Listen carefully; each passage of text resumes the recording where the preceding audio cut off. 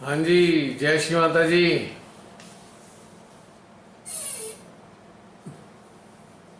जय श्री माता जी।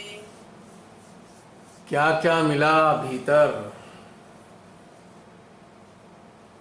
कुछ नहीं, बहुत अच्छा लगा। मतलब आनंद। शुरू से ही जैसे ही आपने ओम बोलना स्टार्ट करते हैं वैसे ही सहस्त्रार से पूरा ठंडा ठंडा सब जाने लग जाता है। हाँ बस एक बार को बाकी सब तो अच्छा ही लगा। ठीक है कि ये पड़ाव भी पार कर लिया, ये चीज भी समझ ली, ये भी समझ लिया, आत्मा से वार्तालाप भी हुआ, आत्मा के दर्शन भी करने हैं अभी।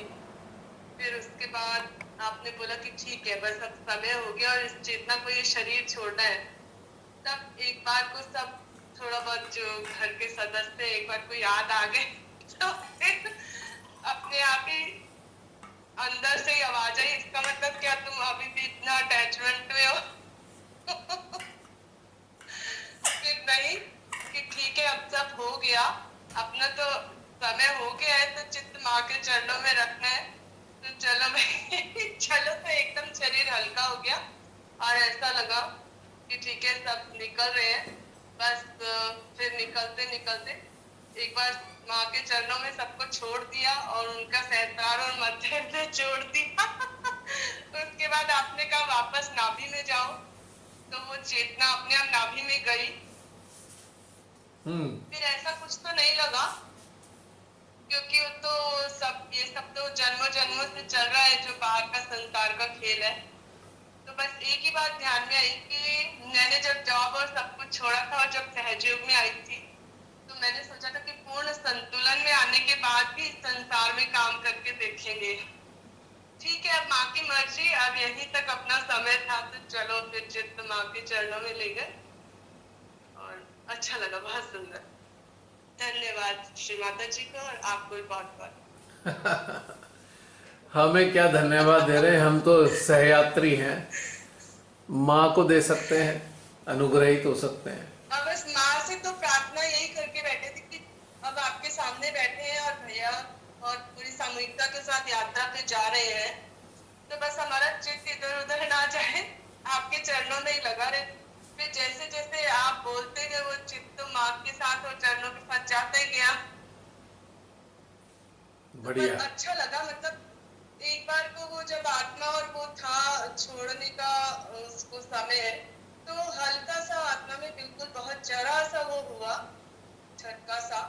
उसके बाद पूरा बॉडी एकदम लाइट हो गया, तो ऐसा लगा कि छूट जाएगी आराम से।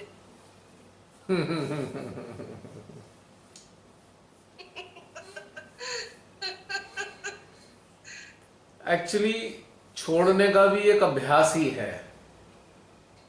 बिल्कुल। और जी। ये प्रश्न ना मेरे बेटे ने, कल मैं उसको सिर में मसाज कर रही थी तो उसने मुझसे ये प्रश्न पूछा था कि ऐसा होता होगा तो उस समय पे क्या होता होगा। तो मैं उसको यही बता रही थी कि आत्मा और चित्त जितने लिप्त होंगे उस आत्मा को उतना कष्ट होगा शरीर छोड़ने में। तो बीच में अभी ध्यान के समय में जब बिल्कुल हम वो सोच में थे, तो वो बीच में मेरी बेटी भी आई उसके बाद, जब एक बार ध्यान आया था ना कि अरे छोड़ना है, तो वो आई और वो प्यार करके गई। मैंने कहा अरे ये क्या कर रही है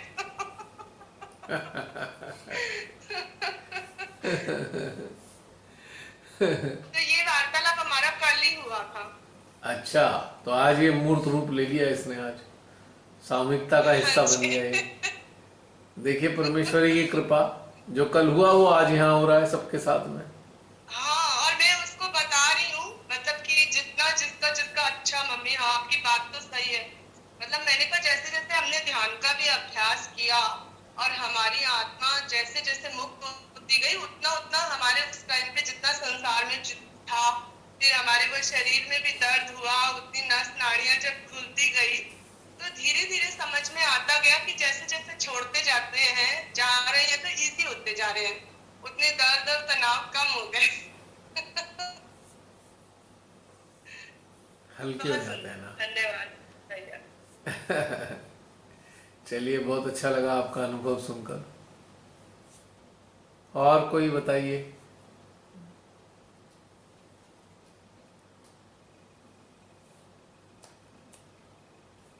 हाँ जी, और कौन आ रहे हैं बता दें।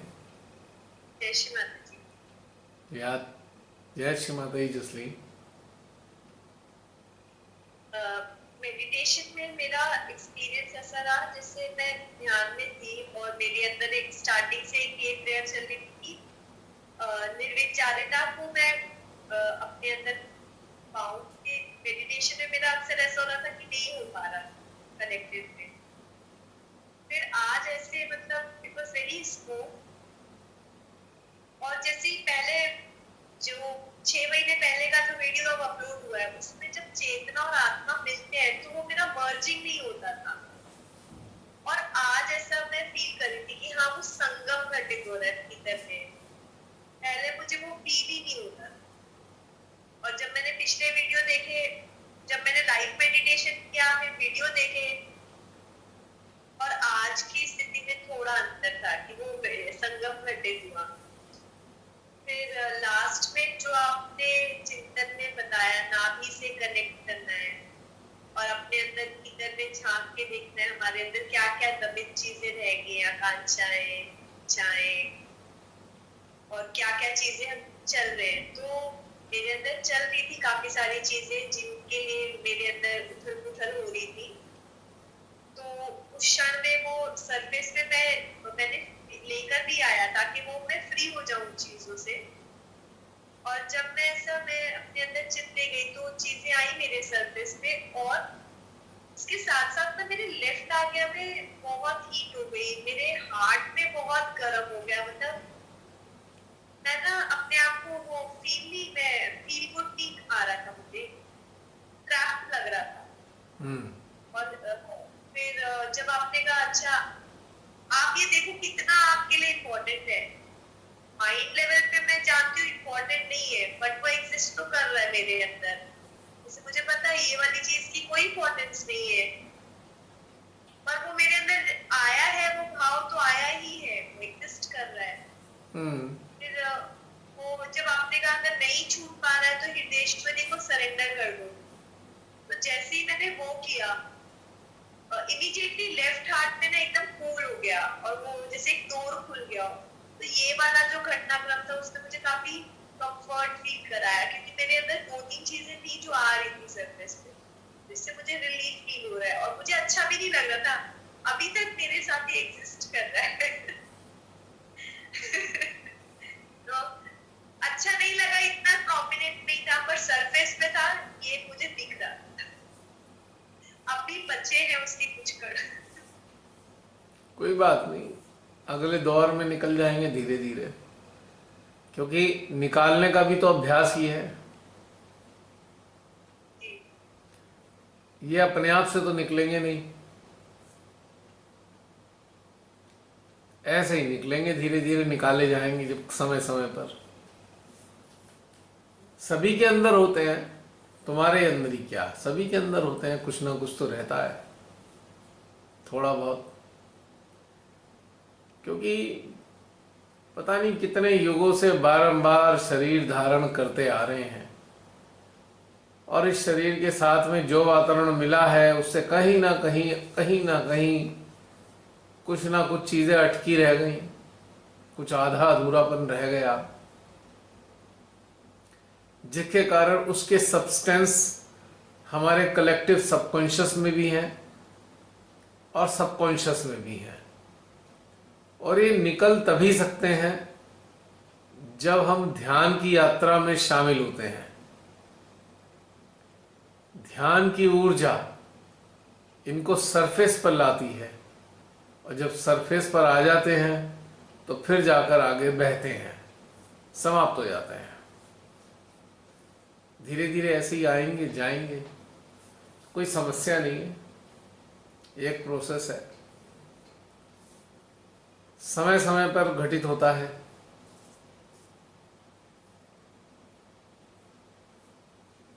ये समझ में तो आ रहा है पर होता क्या है ना, जब ये घटनाक्रम घटित होता है भीतर में, जब हमारे भीतर में वो चीजें सरफेस पे आती है और जब हम अटक जाते हैं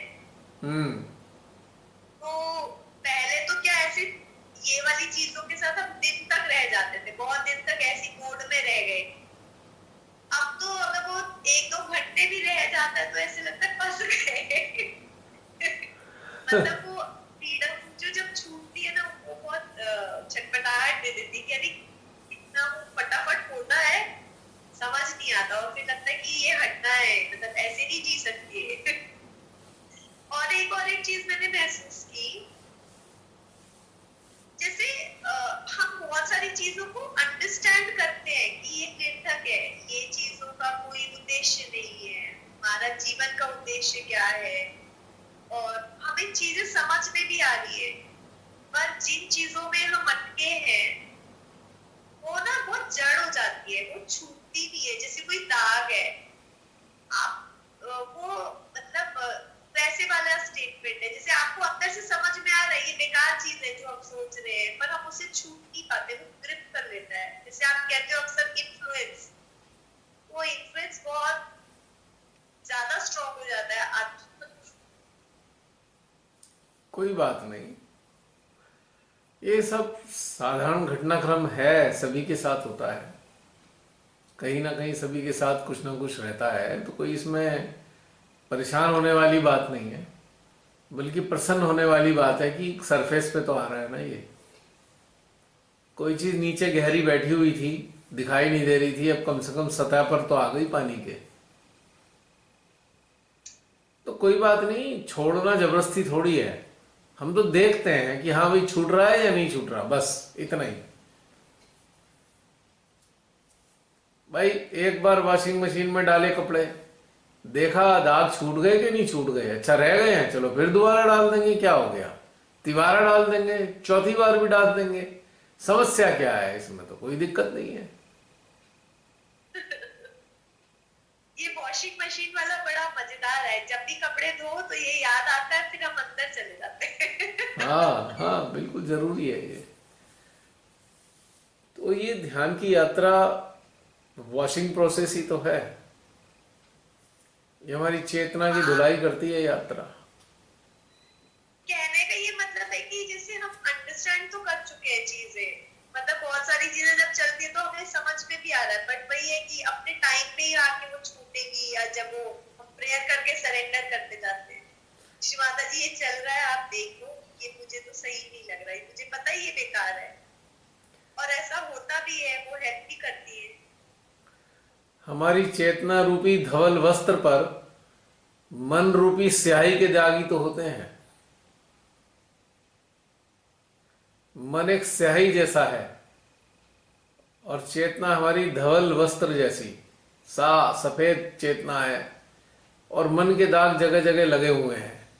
और हमें इस ध्यान की जो यात्रा है ये एक लॉन्ड्री की तरह कार्य करती है, जो हमारी चेतना पे लगे मन के धब्बों को साफ करती है। वो दो चार दिन में, दो चार बार में साफ नहीं होते, बार बार डालना पड़ता है उसमें।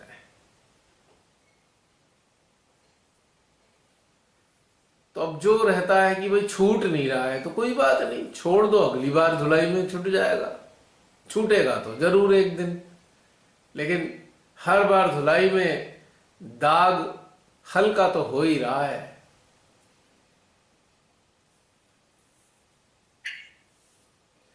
ये बिल्कुल ऐसे ही होती है फीलिंग, जैसे 80 साल की उम्र हो गई है, सामने आइसक्रीम वाला आया, मन करे आया भैया आइसक्रीम दे देना एक, चाहे खा के तबीयत खराब हो जाए, पर सोचेगा अरे खा ले, कोई बात नहीं, देखा जाएगा बाद में, क्योंकि वो छूट नहीं रही थी आइसक्रीम, आइसक्रीम खाने का वो रह गया था।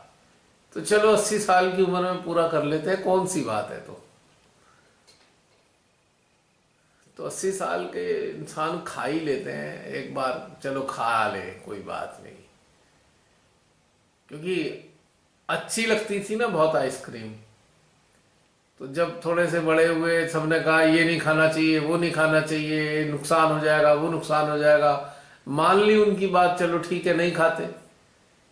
लेकिन जब कोई था नहीं आसपास और ठेले वाला आ गया आइसक्रीम वाला, इधर देखा उधर देखा, कोई नहीं है, भैया दे दे एक आइसक्रीम, खा लेते हैं।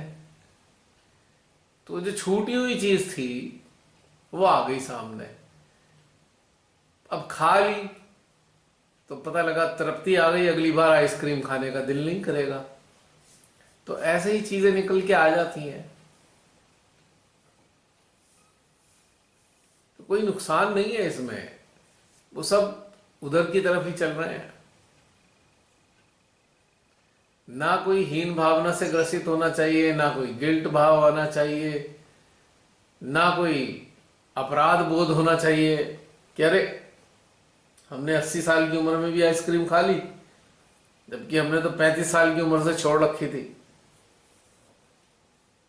कोई बात नहीं, अच्छा करा खा ली, अगले जन्म में फिर लेना पड़ता था जन्म आइसक्रीम खाने के लिए, क्या फायदा होता। एक आइसक्रीम खाने के लिए दोबारा आना पड़ता।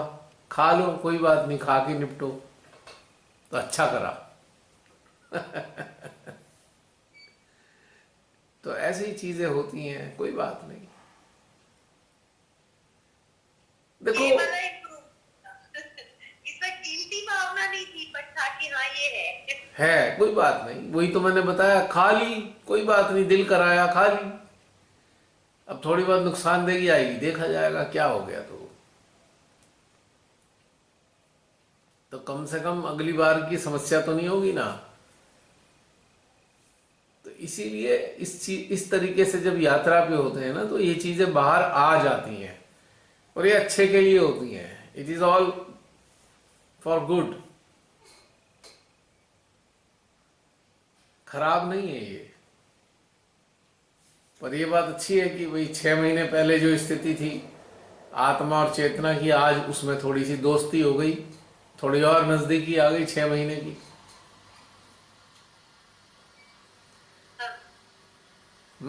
6 महीने पहले प्रेम हुआ पर इजहार नहीं हुआ, अब प्रेम का थोड़ा थोड़ा इजहार तो हो रहा है और थोड़े थोड़े रिस्पॉन्स भी मिल रहे हैं आत्मा से।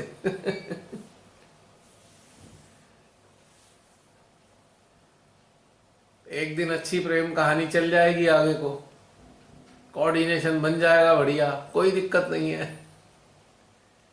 आशा करते हैं। आशा करते हैं, आशा करनी भी चाहिए।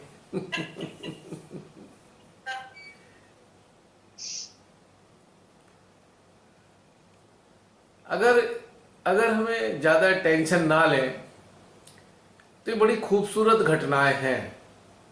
हम मानसिक स्तर पे तो जान रहे हैं चलो ये छूटनी है, पर अंदर से छूटी हुई नहीं है।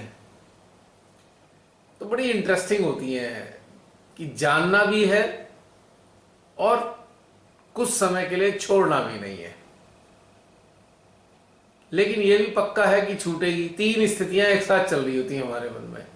एक तरफ हम जानते हैं कि छोड़ना है, दूसरी तरफ छूट नहीं रही है, और तीसरी चीज यह है कि छूट ही जाएगी। तीनों चीजें साथ जी रहे हैं। तो बड़ी इंटरेस्टिंग है ये कहानी। है बहुत सही में आपने तीनों चीजों को एक साथ बता दिया कि कल्पना के परे है ना। तीनों स्थितियां एक साथ चलती है ना। होता ऐसे ही है, बट हमने एक्नॉलेज नहीं किया इस चीज को कि ऐसे होता है।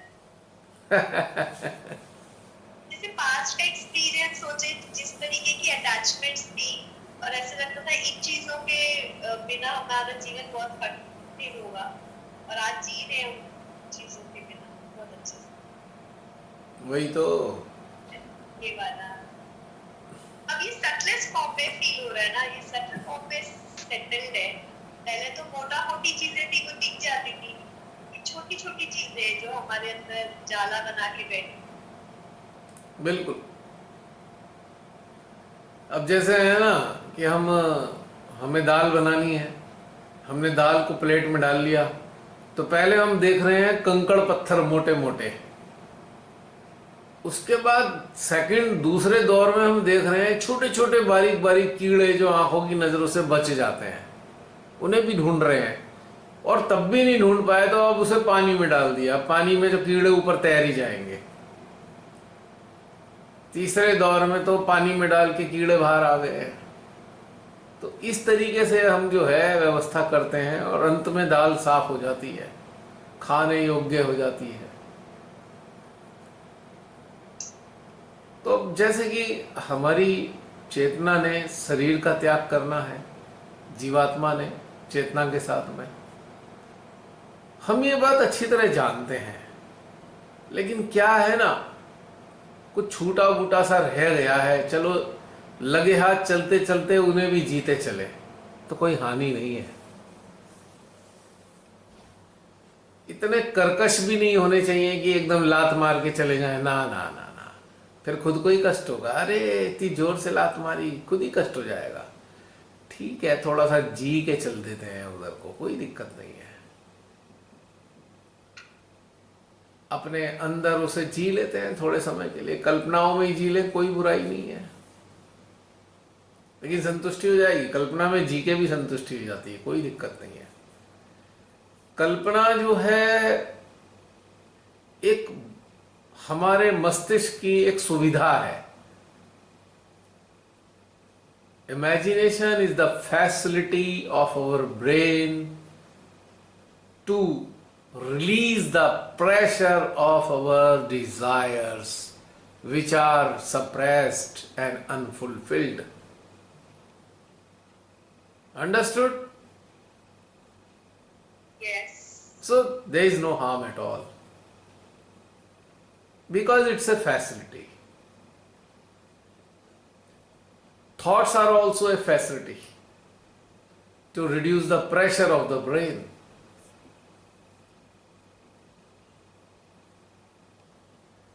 Dreams are also some outlet to live what we could not live with. So that is no harm at all. So aren't we getting into daydreaming or away from it, reality? Yeah, there is no problem with the daydreaming, because that time we spent just like a release of our expectation, of our Okay. desires. But I have a question here. अब इसमें जैसे मानो आपको प्यास लगी है या आपको भूख लगी है, अब आपका तो डे ड्रीमिंग से तो काम नहीं चल पाएगा ना कि आपने डोसा खा लिया, आपको तृप्ति तो नहीं आएगी, मुंह में पानी जरूर आएगा। It will not satisfy your hunger. I know, साथ में आपको यह भी पता है कि खाने को कुछ है भी नहीं, हाँ, ये तो है। तो फिर इससे थोड़ा संतुष्टि जरूर मिल जाएगी कि खा लिया भाई। महसूस करेंगे गए हैं किसी अच्छे से रेस्टोरेंट में, चिली चिकन या अफगानी चिकन मंगा लिया, खा लिया, बड़ा टेस्ट ले लिया, कोई हर्ज नहीं है इसमें। तो अपने आप को बुद्धू बनाओ टाइप। बुद्धू नहीं बनाओ, जी लो बेटा सपने में। बुद्धू बनाना और उस चीज को जीना, दोनों में अंतर है। आई एम टॉकिंग अबाउट जीना, उसको जी लीजिए थोड़ी देर के लिए, बुद्धू बनाना नहीं है, जीना। ये जो इंटेंसिटी है ना, उस चीज को खाना है, उसकी जो हाई फ्रीक्वेंसी वाली इंटेंसिटी है, उसको रिलीज करने के लिए क्या करोगे? अवेलेबल तो है नहीं चिकन, तो हम उसको, उस इंटेंसिटी को न्यूट्रलाइज करने के लिए हम उसे ऐसे ही जी सकते हैं कि ठीक है हम खा रहे हैं, कोई बात नहीं। बुद्धू बनाना नहीं है। बुद्धू बनाना तब होगा जब हम इस फैक्ट को नजरअंदाज करते हुए उसी से चिपक कर रह जाए, अटैच हो जाए इस फैंटेसी के साथ में या इस इमेजिनेशन, तब बुद्धू बनाना होगा। हम उस मोमेंट को जीने के लिए उसे निकाल रहे हैं, यानी कि अगला टाइम स्पैन आएगा, एक सेगमेंट टाइम का गुजार रहे हैं, उसे गुजरने के बाद वो फिर दोबारा नहीं आएगा, उसे गुजार दिया, अब दूसरी चीज है, ये वाली तो निकल गई। एक हमने उसे रास्ता दे दिया। बहुत तेज ना लेफ्ट आ गया, फिर ड्रिल सा हो रहा है। Drilling is not bad. It's piercing into my left arm here. क्योंकि खजाना है ना, खजाने में सुराख किया जा रहा है। कुछ अच्छा ही निकले, यही निकलता रहेगा। यहां पर अच्छा तो होता ही नहीं है। अब गटर में कोई चीज अच्छी होती है क्या? गटर में से कोई चीज अच्छी निकलती है? लेफ्ट आज्ञा इज जस्ट लाइक गटर। जब भी इसका ढक्कन खोलेंगे बदबू ही आएगी, पर साफ किया जा सकता है इसे गटर को। It can be cleaned. Okay. Because of left agya we suffer, because in left agya we have got enormous memory. Because of that memory we suffer today. Because of this memory we compare our past with our present, though it is ridiculous. That's why we suffer today. If you do not have any kind of memory, then we can never be unhappy in our present. So that memory has to be vanished. That memory has to be transformed into joy of present.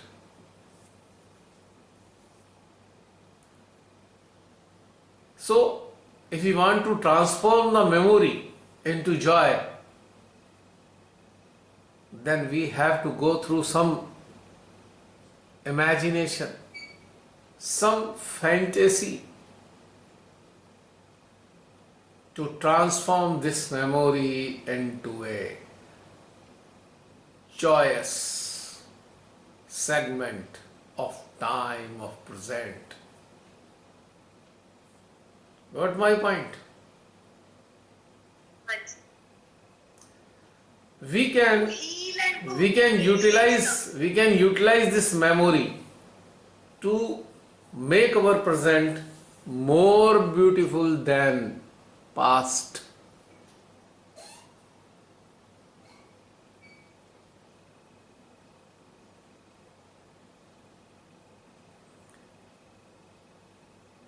We had a memory of eating Afghani chicken, but in present there is no scope, there is no hope to eat Afghani chicken again.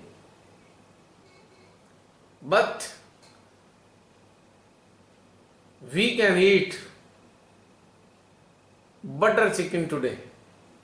So we can relish butter chicken with the memory of eating Afghani chicken. So our memory is transforming into the memory, into the joy of butter chicken.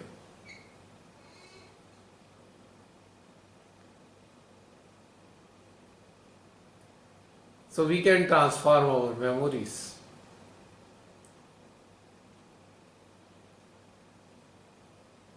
If memories are not good, then we can throw them out.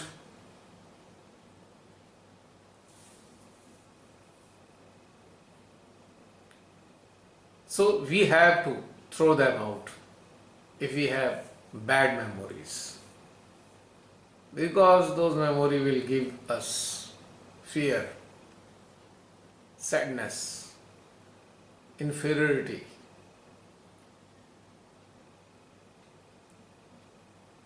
and comparison.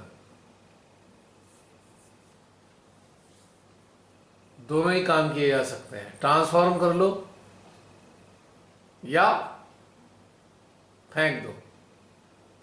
अब जैसे एक उदाहरण और है, अब जैसे आपने एक ड्रेस, बड़ी खूबसूरत ड्रेस सिलवाई, आफ्टर सम टाइम वो ड्रेस आपको या तो बहुत ढीली हो गई या बहुत टाइट हो गई। भाई या तो उसे बदल दो या उसे टेलर के पास जाके अल्टर करा लो। तो अल्टर कराएंगे तो टेलर कहेगा भाई मैडम इसमें जगह तो है नहीं, तो आप उसे आइडिया दोगे भाई एक काम करिए फ्रिल लगा दे, कपड़ा भी मिल जाएगा इसको और ये डिजाइन भी नया बन जाएगा। So you transform your dress. अब वही ड्रेस एक नई ड्रेस के रूप में है, ये किया जा सकता है मेमोरीज के साथ में। अब जैसे रात की कल की बासी रोटी रखी थी, अब सुबह उठे हमने कहा फेंके क्या, उसका पराठा बना लिया, ठीक है। अब उसकी पोटेंसी चेंज हो गई, पहले वो रोटी थी अब वो पराठा बन गया, पोटेंसी चेंज हो गई, टेस्ट चेंज हो गया और एक चेंज आ गया। तो इस तरीके से हम मेमोरी को ट्रांसफॉर्म कर सकते हैं चाहे तो।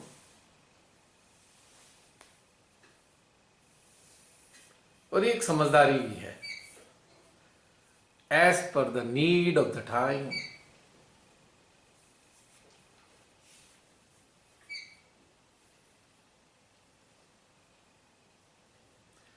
और या फिर एक बहुत सुंदर तरीका है, पर उसके लिए हमारी क्षमता होनी चाहिए, सरेंडर कंप्लीट। पर उसके लिए हमारा सिस्टम तैयार नहीं है। हमें कहीं ना कहीं थोड़ा बहुत प्रेम व्रेम है या लगाव है, तो हम 100% सरेंडर नहीं कर पा रहे। अब सरेंडर कर दिया 100%, तो उस चीज के बारे में सोचना बंद करना पड़ेगा हमें। पर हम थोड़ा थोड़ा सोचना भी चाहते हैं।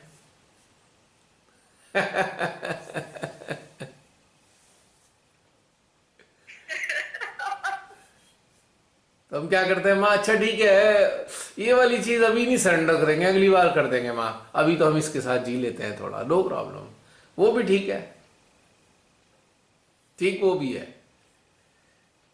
तो हमको अपनी मनोदशा को देखना चाहिए कि हम किस अवस्था में हैं, तो क्या चीज सरेंडर कर पाएंगे या कितना सरेंडर कर पाएंगे या अगली बार कर पाएंगे। So there is no problem at all when we are connected with मां आदि शक्ति। तो टाइम प्रॉब्लम तो वैसे भी कुछ नहीं रह गई,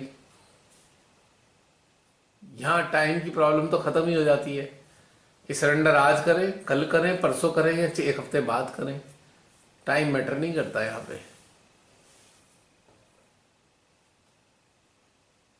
तो हमें अपने को तोलना है कि हम कौन सी अवस्था में हैं, क्या सरेंडर कर पा रहे हैं, क्या नहीं कर पा रहे हैं, क्या थोड़ा सा कर पा रहे हैं।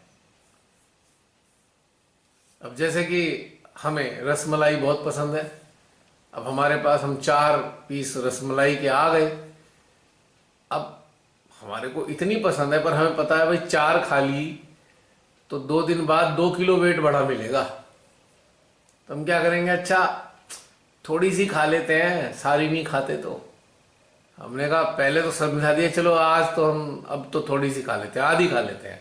आधी खाई, हमने कहा नहीं नहीं नहीं आधी और खा लेते हैं, पूरी खा लेते हैं। पूरी भी खा ली तो अंदर से आया एक और खा लो, क्योंकि हमें पता लग रहा है अब इससे ज़्यादा नहीं खाएंगे भाई, यानी कि 2 तो हमें किसी को देनी पड़ेगी। तो उस देने की फीलिंग में हमें उससे लगाव तो बहुत है रसमलाई से, पर हमने एक एक करके 2 खा ही डाली।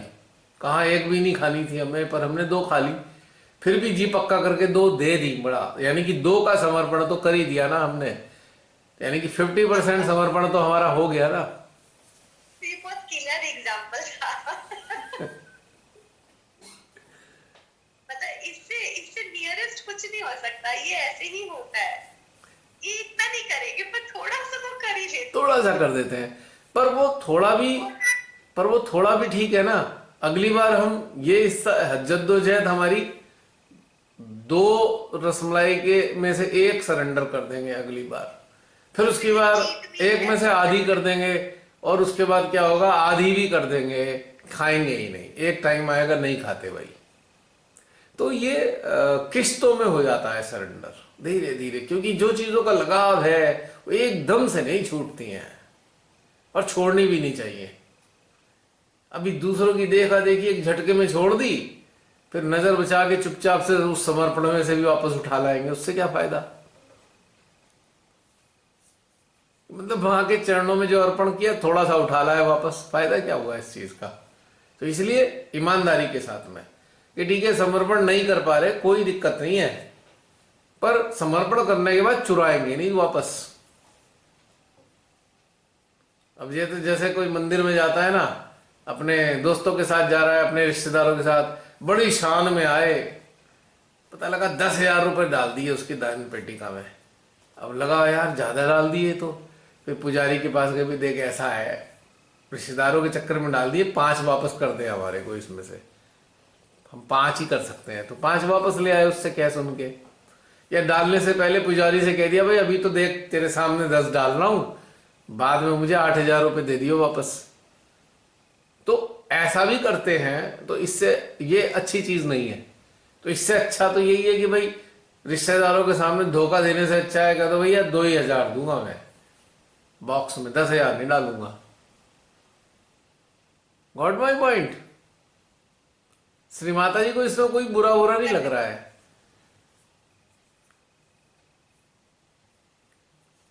कोई बुरा नहीं लगता, उन्हें पता है ना कि बच्चे मेरे ही हैं, आज नहीं छूट पा रहा है कल छूट जाएगा, धीरे धीरे छुड़वा ही लूंगी इनसे मैं धीरे धीरे। उन्हें कोई बुरा नहीं लग रहा है।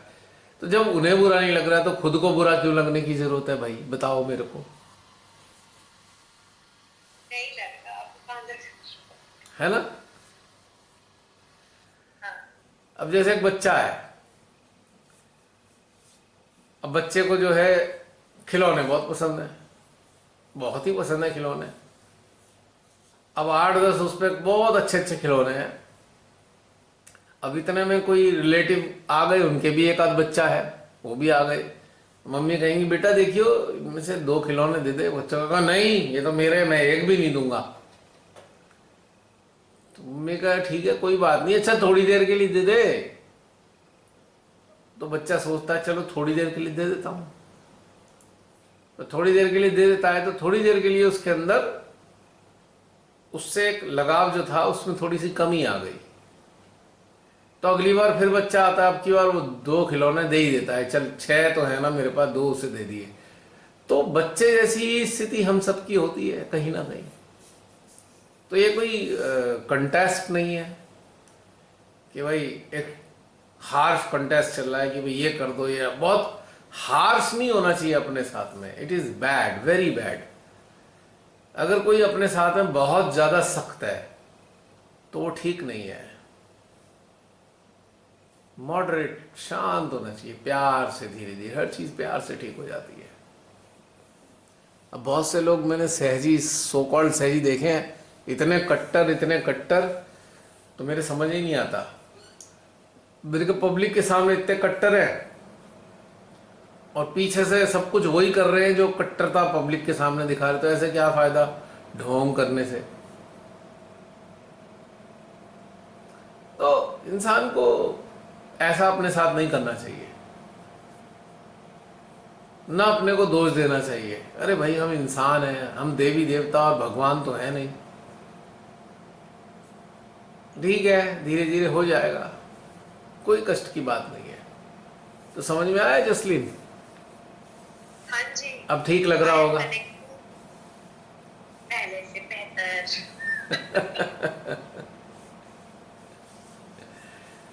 एक बात है ना कि अब हम एक पढ़ाई कर रहे हैं, हम एक इंस्टीट्यूट ज्वाइन किया हमने, या किसी टीचर से हमने ट्यूशन लेनी शुरू कर दी।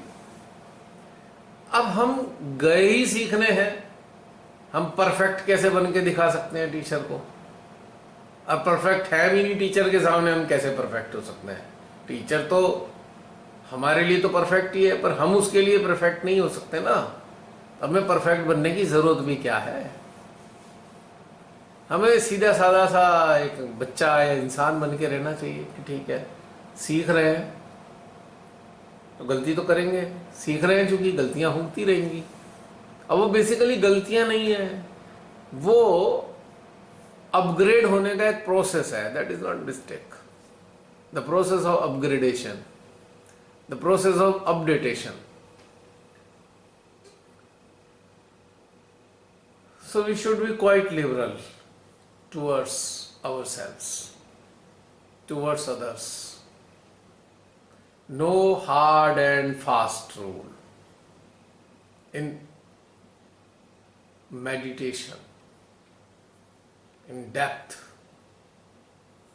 we get gradually, we ascend slowly. अब पहाड़ की चोटी पे कोई दौड़ के थोड़ी चढ़ता है, धीरे धीरे चल के ही जाता है।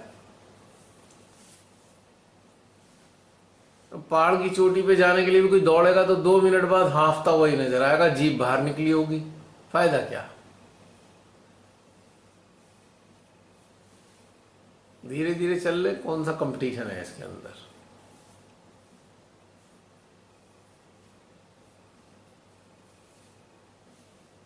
और एक सच ये भी है, हम जहां चल रहे हैं वो तो पानी का जहाज है, वो तो जा ही उधर को रहा है। हम खाम खा अपनी एनर्जी ज्यादा वेस्ट कर रहे हैं पानी के जहाज पे चल चल के, भाग भाग के।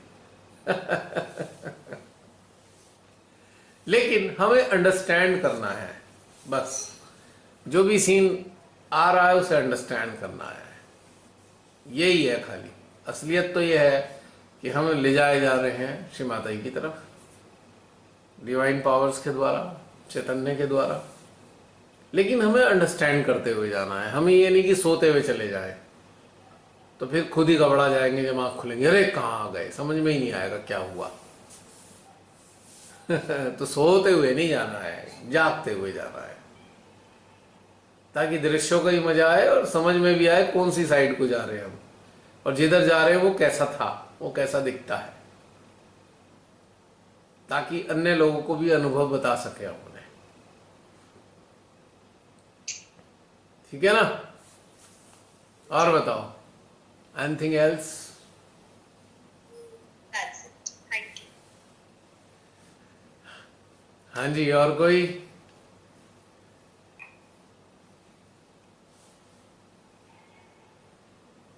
कैसी बात है भैया? जय श्रीमती प्रियंका।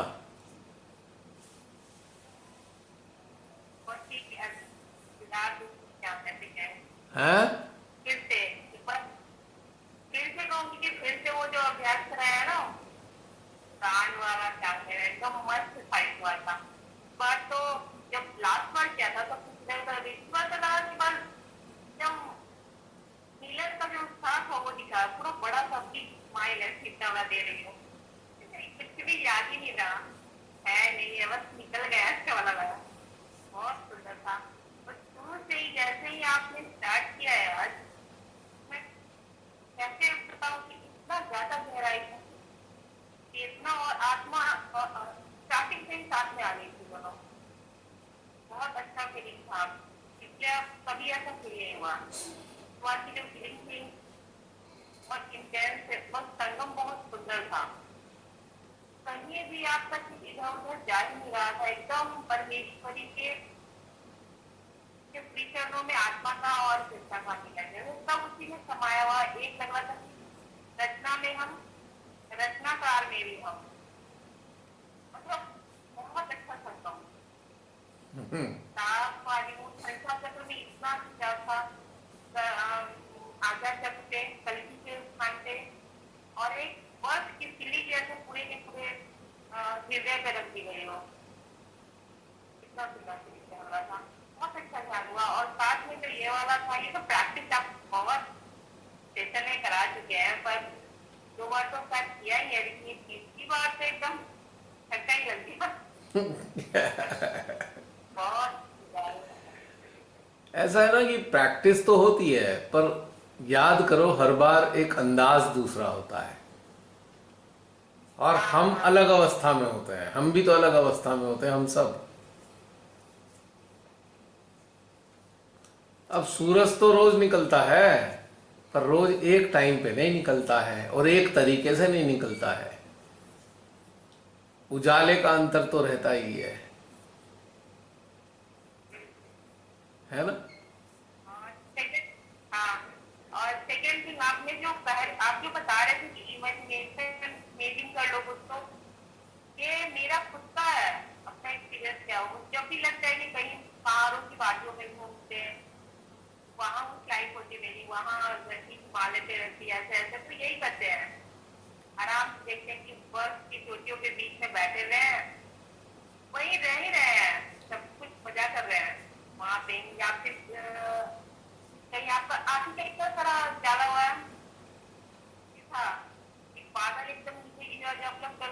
गए थे, वहां पे मैं जान नहीं सकी, पर वो दिया उसको देख देख के। हम्म। कितना सुंदर दृश्य है। बिहार नाम था शायद ऐसे, हाँ। ये बहुत सुंदर था, वहाँ देखा कि मैं भी दौड़ रही हूँ उस मैदान में। आप लोग थे वहाँ पे, ये छोटे छोटे मेमने थे, उसको फील किया था।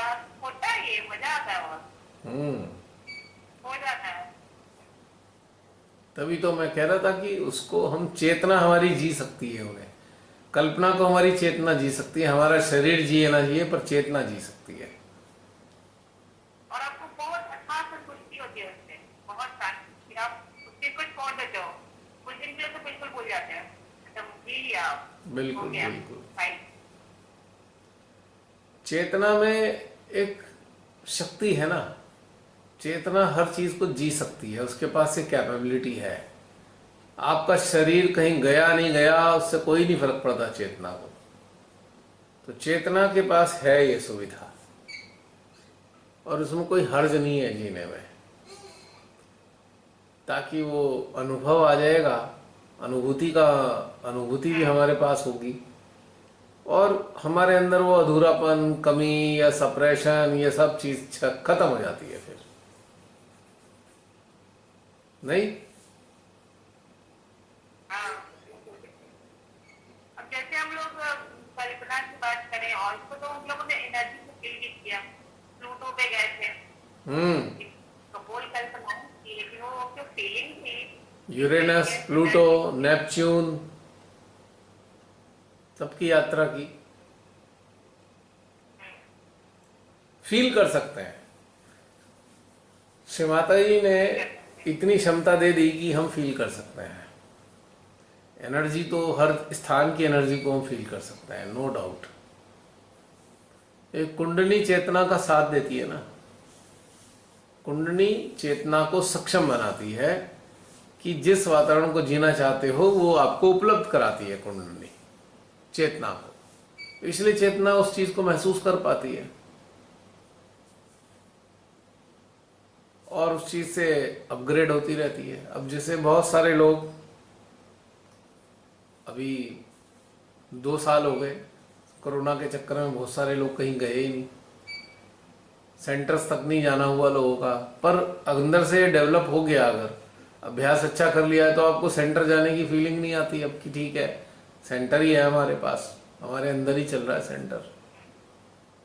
तो धीरे धीरे ऐसे डेवलप हुए ना कि अपने हार्ट के अंदर वाले सेंटर का आनंद लिए जाओ, कोई समस्या तो है नहीं। 1 सेकंड प्रियंका, होल्ड करना।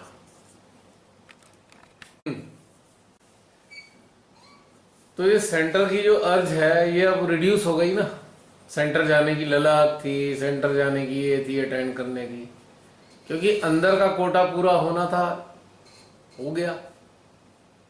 अब सब एक ही बराबर है, शरीर सेंटर में हो या सेंटर से अलग होए, अब अंतर तो अंदर वाले सेंटर में तो मौजूद है ही। और सच्चाई यह है कि बाहर का सेंटर भले ही सत्य ना हो, पर अंदर का सेंटर तो 101% सत्य है।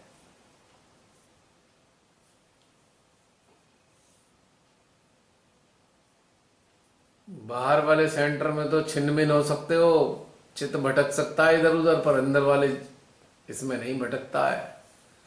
अंदर वाले में तो चित्त ही सेंट्रलाइज हो जाता है, महसूस करते हो? ना, कभी 2 साल से लगभग तो नहीं गई थी। कभी ऐसा कोई फीलिंग नहीं रही। जो लोग नहीं जा पा रहे हैं उनसे अगर तो बात, उनसे पता किया, मेरा तो इसका भी नहीं हो पाया, तो ऐसे जॉब या किसी कारण नहीं जा पाए, तो बताओ, जिसके बाद उनको रिलीफ मिलता है, अच्छा ऐसा होता है, हाँ अच्छा लगा, अच्छा भी किया, ये कर पाते हैं।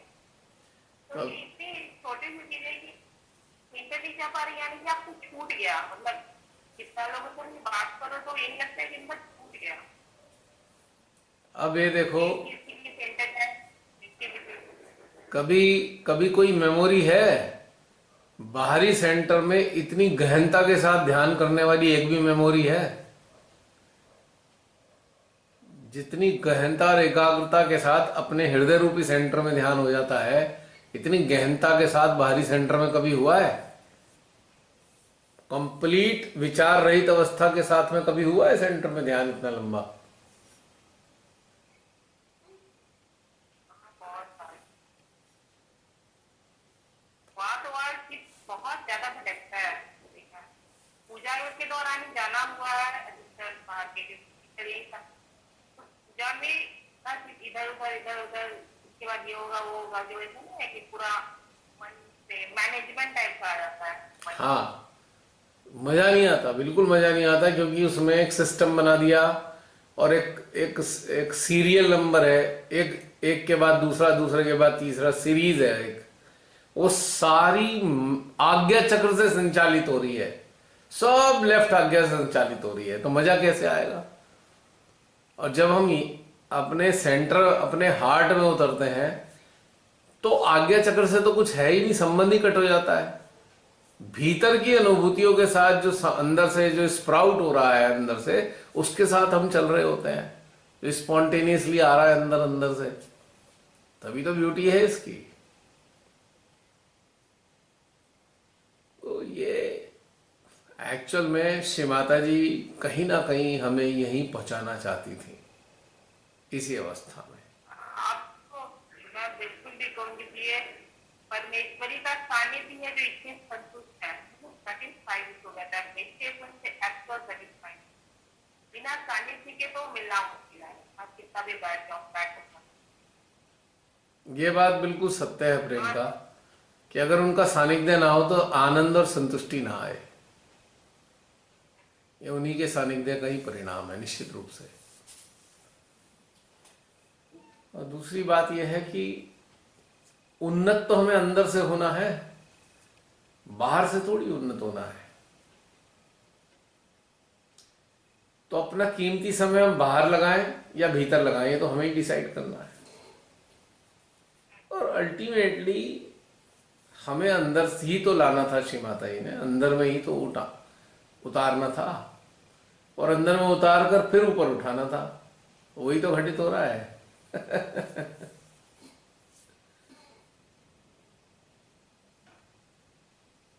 अब आंतरिक रूप से एकदम शांति है, कोई ललक नहीं है, कोई छूटने का भय नहीं है कि ये वाला आज ध्यान छूट गया, वो वाला छूट गया। अब कुछ भी नहीं छूट रहा, अंदर अंदर में तो सब आ गया। इसलिए बाहर में बहुत झंझट होता है, तुम्हें मालूम ही है। और बाहर का झंझट जो है अंतःकरण को भी डिस्टर्ब करता है हमेशा। मुझे ध्यान है कई बार आदि शक्ति पूजा अटेंड करने का मौका मिला, उत्तरांचल में अक्सर होती थी, तो पता लगा है कि वहाँ आराम से बैठे हैं, कोई कुछ कर रहा है, कोई कुछ कर रहा है, कोई हिला के ही जा रहा है, कोई भागा ही भागा फिर रहा है। तो मतलब अनेकों प्रकार के डिस्टर्बेंसेस रहते थे। लेकिन जब से अंदर में उतरे तो पता लगा यहाँ तो कोई डिस्टर्बेंस है ही नहीं, तो एकदम अल्टीमेट पीस है। पहले थोड़ा बहुत आप सभी में से बहुत से लोगों को थोड़ा विचार शोर मचाते होंगे, वो भी बेचारे चुप रहते हैं। आप विचारों को ऑर्डर दे सकते हो, अभी नहीं, चलो बस हो गया। हाँ, अब बस वाला, अब बस। अरे प्रियंका, ऑर्डर देने का तो नौबत ही नहीं आता, वो तो डर के मारे आते ही नहीं। वो तो इतने डर गए, अब तो आते ही नहीं है।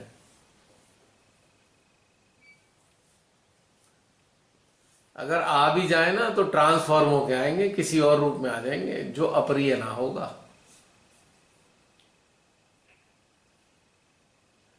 जैसे है ना कि वो एंट्री होती है ना, एंट्री पास होता है, जब पास होगा तभी उसे एंट्री मिलेगी, किसी को सिक्योरिटी गार्ड अंदर ही नहीं आने देगा। तो विचार भी जो है ट्रांसफॉर्म हो जाते हैं तो परमिशन मिलती है अंदर आने की, वरना परमिशन ही नहीं होती। विचार ट्रांसफॉर्म किस रूप में होते हैं बताओ? चिंतन के रूप में। Beautiful answer, beautiful answer. चिंतन के रूप में जब ये ट्रांसफर हो जाते हैं तो इन्हें परमिशन मिलती है। बिल्कुल सही। और अनुभूति और चिंतन के रूप में विचार ट्रांसफॉर्म होकर आते हैं तो बहुत ही सुंदर घटनाक्रम बन जाती है। फिर इनको कोई मना नहीं करता अंदर आने में। लेकिन विचार विचार के रूप में आएगा तो परमिशन ही नहीं है। पहले चिंतन का रूप ले, फिर आ जाओ हमारे हृदय में, कोई दिक्कत नहीं है। है ना? और बताओ।